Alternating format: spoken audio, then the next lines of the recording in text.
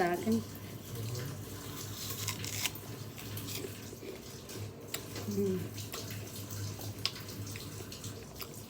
Hello everyone.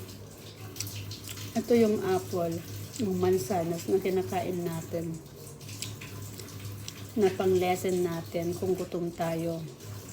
Ito yung pinagbabawal nila. Nasabi nila ang mansanas ay maraming sugar. Pero once a day lang okay na. Silang guys. So, sabi nila bawal talaga kasi matamis. Pero okay naman, maganda kung limitado ang pagkain mo. Hindi naman araw-araw na kumain ka ng tatlo. Once a day, maganda siguro. Dahil siguro sa ano niya na sobrang tamis ay pinagbabawal talaga ng mga doktor sa mga pre-diabetic, sa mga diabetes. Ayan. So, I think ito ay pinakamaganda kasi may halo siyang vitamin C. Diba?